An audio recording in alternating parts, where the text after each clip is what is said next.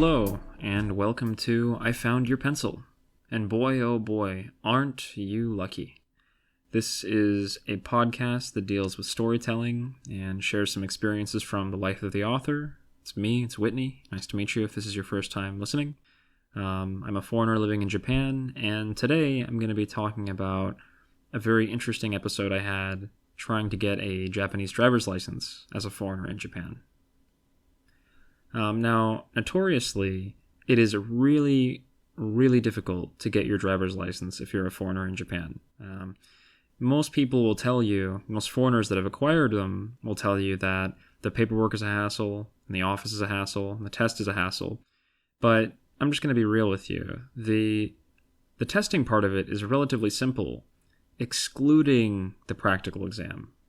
The practical exam is the part where you get in a car and the Japanese, proctor watches as you drive around a course. And they'll tell you, hidari, turn left here, migi, turn right here. And they're writing on a clipboard and they're watching you really, really closely, breathing down your neck. It has been told to me, I probably, in the 2 years that I've lived here now, I've probably met in excess of 30 to 40 foreigners that have taken this exam. And I only know one person who passed on the first time. And they spoke fluent Japanese. Most foreigners that take this exam are destined to fail it the first time. Depending on where you are. I took it in Tohoku, but, I've heard it's even more difficult in Tokyo. And I wanted to talk about a moment I had at the testing center. It was kind of an interesting little experience. Basically, my international permit was going to expire soon, and I needed to use a car for work. And I was facing the reality that if I didn't pass this exam on the first or second try, I was going to be biking or I was going to be walking to a lot of my schools. And let me tell you, in the winter in Tohoku, that is not a very attractive option.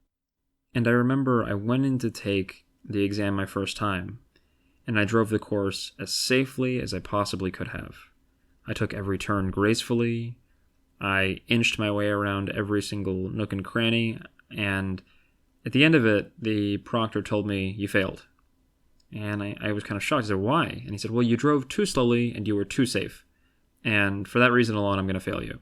And when this news hit my ears, I was immediately thrown into total shell shock. I thought, oh my gosh, I have one more chance to take this thing maybe. And if I fail that, then I'm going to be walking in the snow and it's not very fun. And the pressure was really on.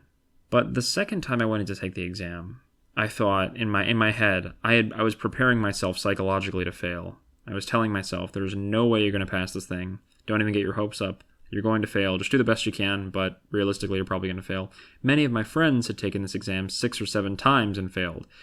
So I remember I was among 6 or 7 foreigners that day getting ready to take the exam. We were sitting in a room, and one by one, they were all called in to take the exam.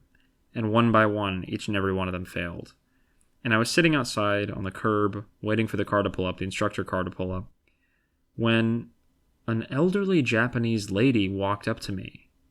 And I assumed she worked there because she was cleaning, but she looked at me and she said, "Oh, are you taking the test today?" And, obviously this is all in Japanese.